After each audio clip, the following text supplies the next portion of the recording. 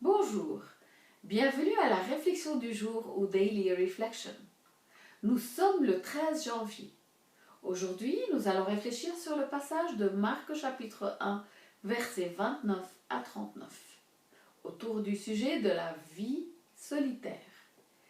Écoutez bien. Aussitôt sortis de la synagogue, ils sont allés avec Jacques et Jean dans la maison de Simon et d'André. Or, la belle-mère de Simon était au lit et elle avait de la fièvre. Aussitôt, on parlait à Jésus de la malade. Jésus s'est approché, l'a saisie par la main et l'a fait lever. La fièvre l'a quittée et elle s'est mise à les servir. Le soir venu, après le coucher du soleil, on lui amenait tous ceux qui étaient atteints d'un mal ou possédés par des démons. La ville entière se pressait à la porte. Il guérissait beaucoup de gens atteints de toutes sortes de maladies et il expulsait beaucoup de démons. Il empêchait les démons de parler parce qu'ils savaient, eux, qui il était. Le lendemain, Jésus s'est levé bien avant l'aube. Il est sorti et s'est rendu dans un endroit désert et là, il priait. Simon et ceux qui étaient avec lui sont partis à sa recherche. Ils l'ont trouvé et lui ont dit « Tout le monde te cherche !» Jésus leur a dit « Allons ailleurs, dans les villages voisins, afin que là aussi je proclame l'évangile, car c'est pour cela que je suis sorti. » Il a parcouru toute la Galilée, proclamant l'évangile dans leur synagogue et expulsant les démons. Lorsque nous sommes dans le monde, entourés de gens, nous avons un sentiment d'appartenance. Lorsque nous atteignons des positions de pouvoir et de prestige, nous sentons que nous avons de la valeur et de l'importance. Et lorsque nous accumulons des richesses et des biens, nous avons un sentiment de sécurité.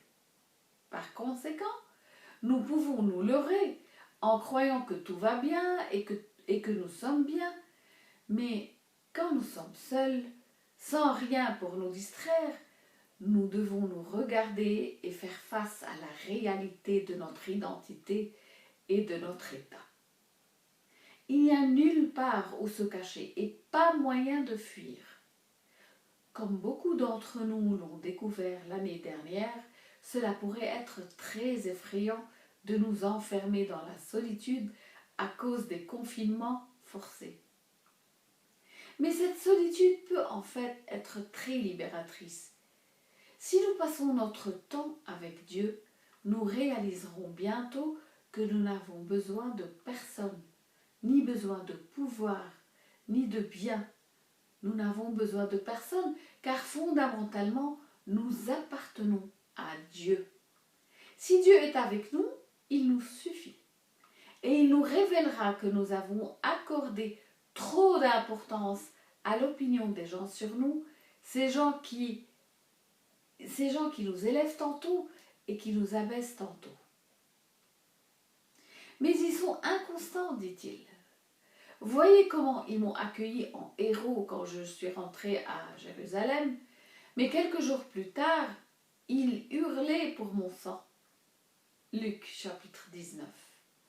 Tu ferais mieux de te soucier de ce que je pense de toi, n'est-ce pas, dit-il, et je pense que tu es merveilleux. Est-ce que tu vois? Nous n'avons pas besoin d'avoir du pouvoir pour sentir que notre valeur est importante, parce que Dieu nous confirme que nous sommes importants, pour lui et en lui. Vous êtes le sel de la terre, dit-il. Vous êtes la lumière du monde. Matthieu 5, 13, 14. Il nous confie une grande mission, celle de faire de toutes les nations des disciples et de leur enseigner tout ce qu'il nous a prescrit. Matthieu 28, 18, 19. Il nous implique dans son plan de salut. Qu'est-ce qui pourrait être mieux que cela? Le pouvoir que nous avons dans le monde est momentané. Et il en résulte une vie de paranoïa. Nous avons toujours peur de perdre le pouvoir que nous avons obtenu. et nous faisons des choses insensées pour le garder. Voyez n'importe quel dictateur dans le monde, il pourrait être un exemple. Alors, n'est-il pas mieux que nous obtenions l'importance de notre valeur de Dieu? Et enfin, nous n'avons pas besoin de stocker des biens pour être en sécurité. Les biens que nous possédons nous apportent l'insécurité, pas la sécurité. N'avez-vous pas peur que vos biens soient volés ou détruits? C'est pourquoi Jésus conseille ceci. Ne vous amassez pas des trésors sur la terre, où la teigne et la rouille détruisent et où les voleurs percent et dérobent. Mais amassez-vous des trésors dans le ciel, où la teigne et la rouille ne détruisent pas, et où les voleurs ne percent ni ne dérobent. Car là où est ton trésor, là aussi est ton cœur. Matthieu 6, 19 à 20. Dans notre solitude, nous découvrirons toutes ces vérités profondes. Ainsi, comme nous voyons Jésus faire dans le passage sur lequel nous réfléchissons aujourd'hui, prenons le temps de vivre cette période de solitude avec lui. Et plus nous prenons du temps avec Dieu, plus nous serons bénis.